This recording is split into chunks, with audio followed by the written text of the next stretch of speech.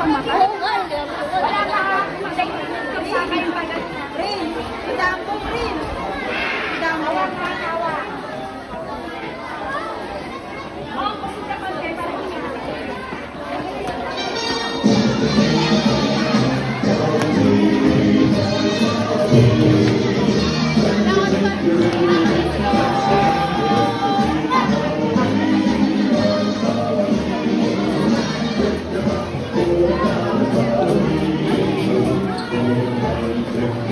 There's a job to do, there's a fight to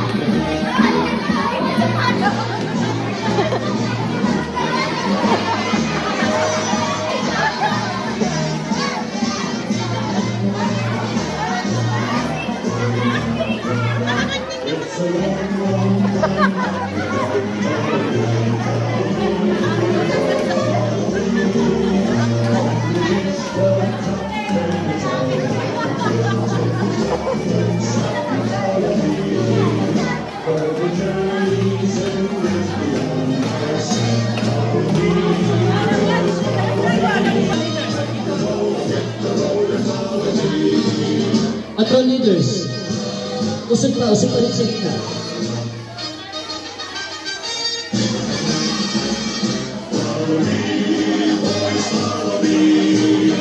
When you think you really need, that's the time to lift your feet and follow me. Boys, follow me. Pick 'em up. Patrol leader, sino ang iyong mga kasama?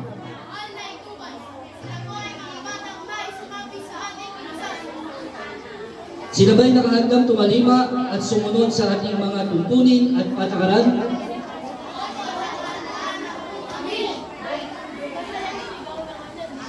Mga bata, dumating kayo dito nakapikit at ang inyong mga mata ay walang nakikita. Ano ang inyong nadarama?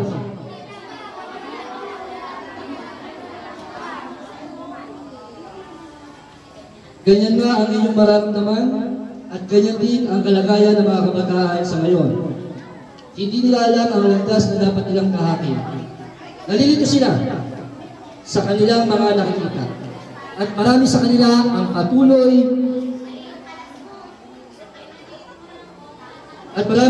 patuloy na mamumuhay sa masamang kasalanan. Yamang kayo'y nagnanais na makakita ng liwanag sa pamamagitan ng diwa ng scouting.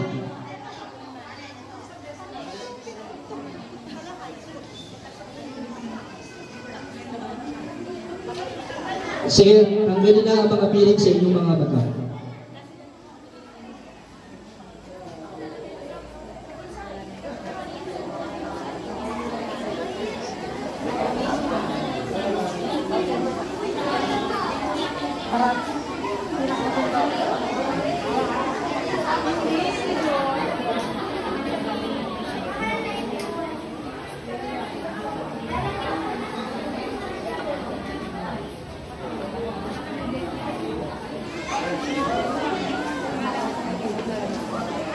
Ang araw na ito ay isang kasaysayan sa buhay ng bata ay di mo mamamasdan. Sa kanyang isip, dito'y makikital, magiging bahagi ng kanyang buhay.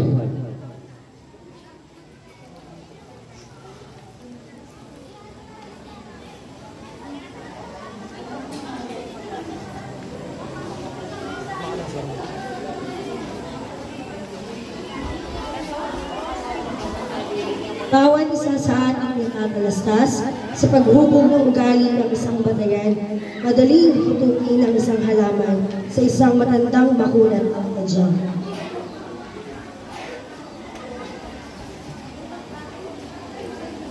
Sa murang edad nitong kabataan, gawang kaputihan ang dapat na maninang dito sa scouting layuning matibay, puting mamamayan itong kabataan. Seremonya na ating gagawin, magsisilbing gabay sa bawat gawain. At sa araw-araw hagdan na matibay, mga alimutunin ng mga tao.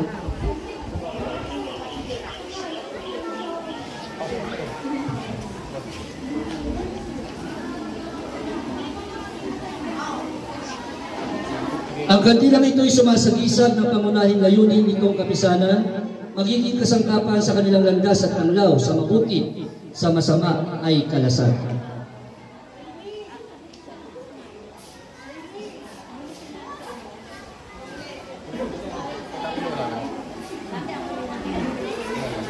Pangalan ng aking tangal. Ang tila na ito na aking sisindihan sa diwa ng scouting ay kumakatawan sa unang pangako ng scout.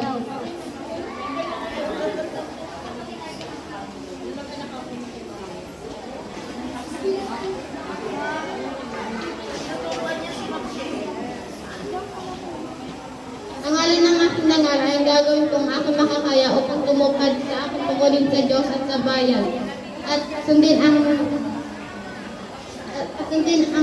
batas ng scout.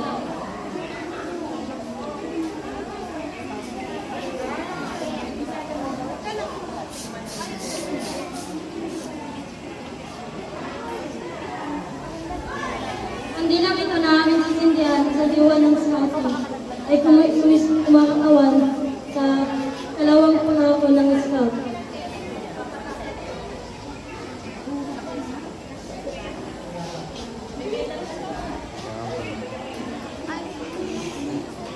Tumulong sa kapwa sa lahat ng tumulong sa ibang tao sa lahat ng pagkakataon.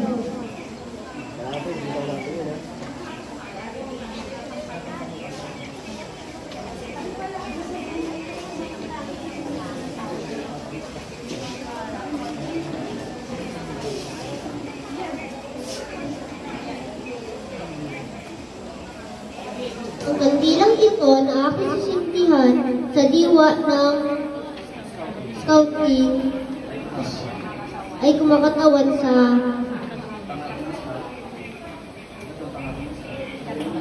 katatlong pangako ng scout.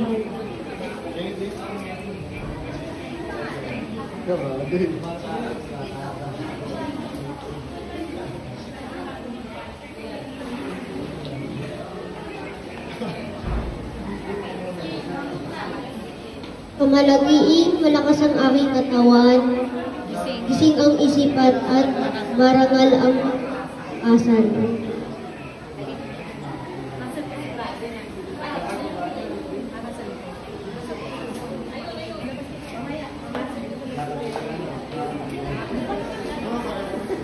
Kayo naman ay ating masasaksihan ang pagsisindi ng 12 maliliit na kandila na sumisimbolo sa 12 batas ng Scouts.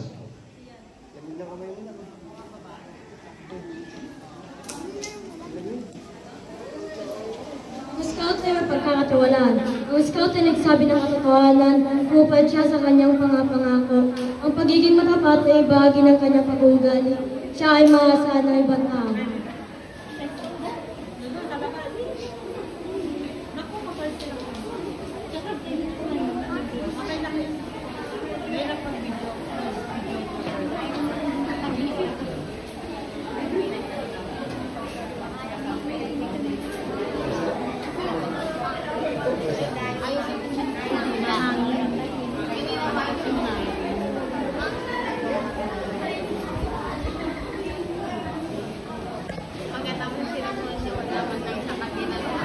Ang scout at matapat. Ang scout ay matapat sa kanyang mga pamilya, mga kaibigan. Mga pinuno ng scouting, paaralan at bayan.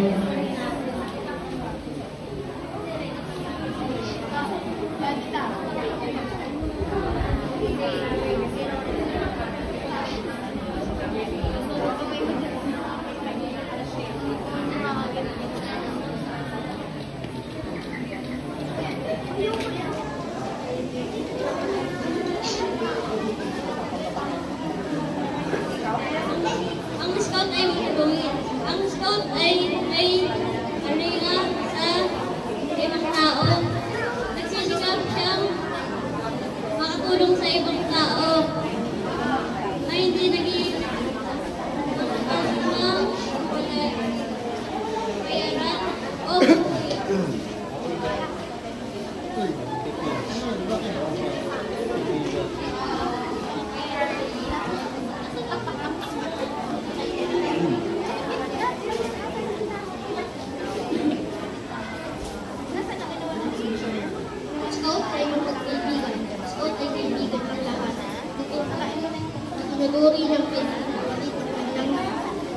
scout. Sinisikap na umunawa sa iba. Ginagalang ang paniniwala at kasagalian sa ibang tao na naiiwas sa akin.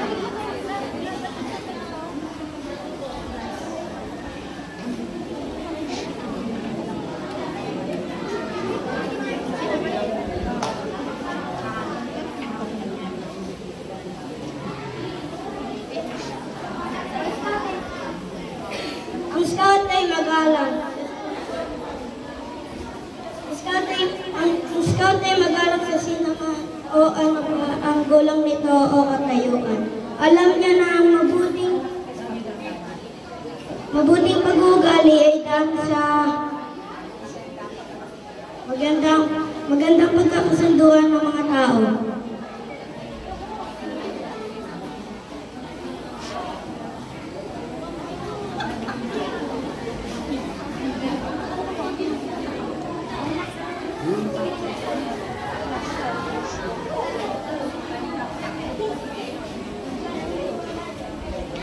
Ang scout ay mabait. Ang scout ay nakakulang sa malaking lakas ng pagiging mabait. Ituring niya ang iba, ang gusto pagturing ng iba sa kanya. Hindi siya nananakit kung ano yung sala ng mga ayaw. Iba pang bagay na walang kadalan. At sinisikap niya, ito ay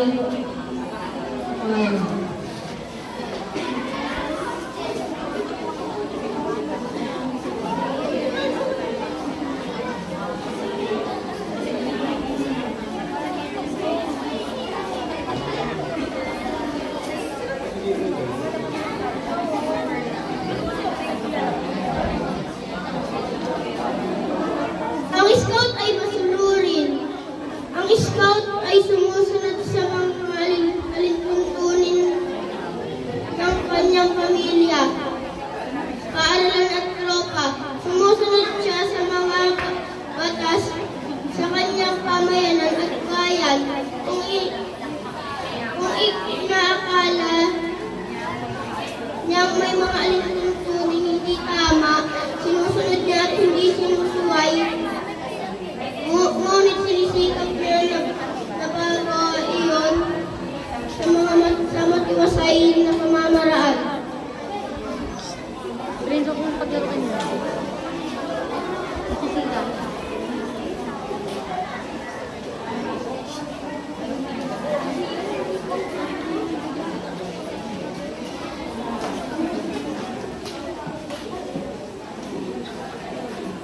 Scout ay matapat. Scout ay nagsisikap tumingin sa maliwalas na bahagi ng buhay. Masaya niya ang ginagampanan ng mga naiatang sa kanya, mga tungkulin. Sinisikap niya mapagbigay lugod sa iba.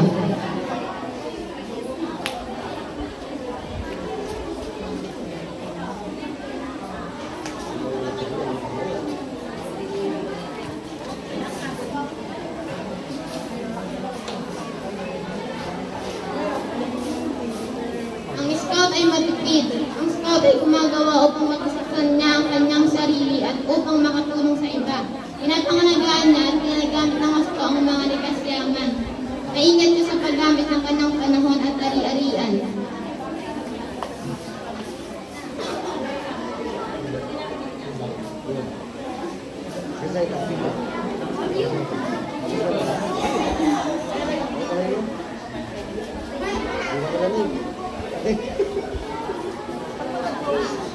Ang scout ay matapang.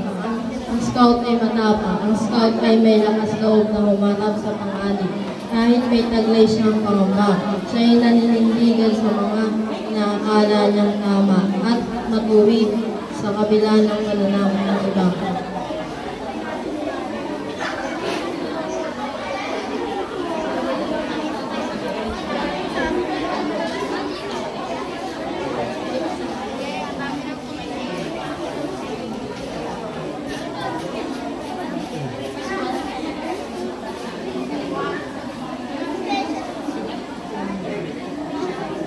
Scout ay malinis. Ang scout ay pinapanatiling malis ang kanyang katawan. Sipag. Siya ay sumasama sa mga tao, may ganit na rin parehagulang. Tumutulong siya sa pagpapanatiling malis ang kanyang katawan.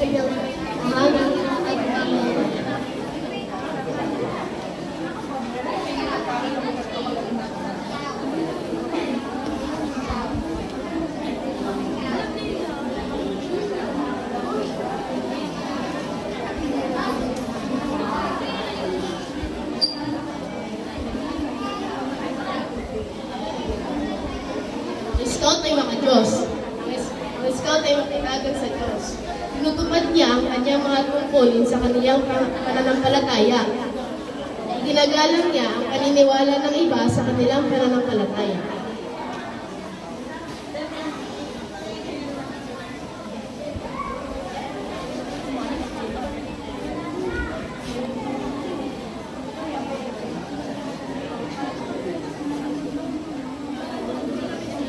Scouters, attention! Lakad patakdakan! Sa lunang hundo na! Narinig nyo ang mga pangako at batas ng Scout. Tinatanggap ba ninyo ang mga gawain kaakibat ito? At nangangako ba kayong susundin ang mga batas ng Scout? Mabuti. Nagsimula tayo sa ganap na kadiliman. Ngayon, sa liwanag ang kandilang ito ay nakikita natin ang isa't isa.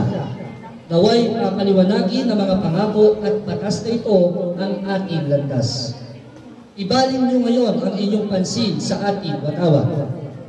Bilang mga Scout ay may kakaiba kayong damdamin sa ating bandila. Alam natin na iginagalang ang bansang kinakatawan nito. Hinihiling ko ngayong harapin niyo ito at bigkasin ang inyong panunumpa sa watawat ng Pilipinas. Hugay kamay, no?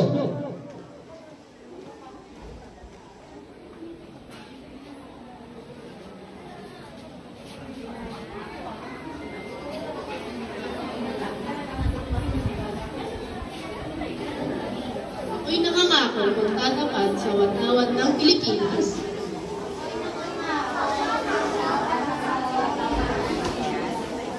At sa Republikang kanyang kinakatawan, isang bansang pinapatubayan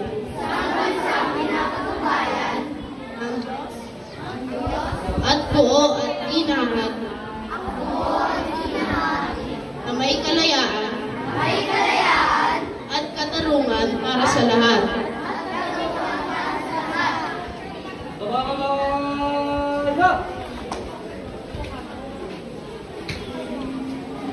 Ngayon naman ay inyong bigkasin ang pangako sa pagtatalaga bilang patibay sa inyong gawain bilang Scout sa paglilingkod. Ang sasabihin ko, susundan niyo. Kami po ang patron. Ako si ng Paaralang Muson sa Metro Manila West Council ay nangangakong gagawin ang aming makakaya upang maihanda ang aming sarili sa paglilingkod sa kapwa. Ipinangangako namin na sisikapin namin mabuhay sa abot ng aming kaalaman at kakayahan. Tulungan nawa kami ng Diyos.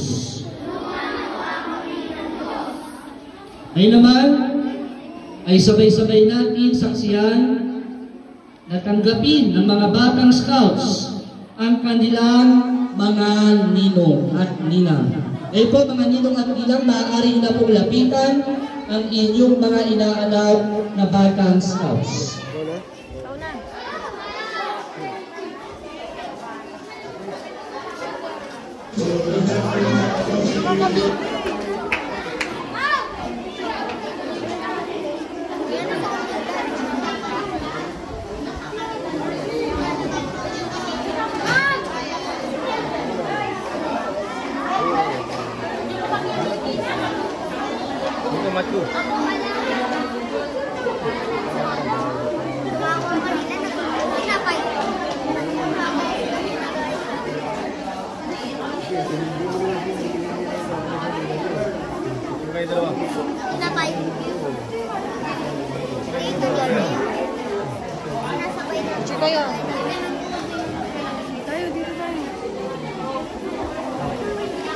Mga picture. Rin. Hinang eh.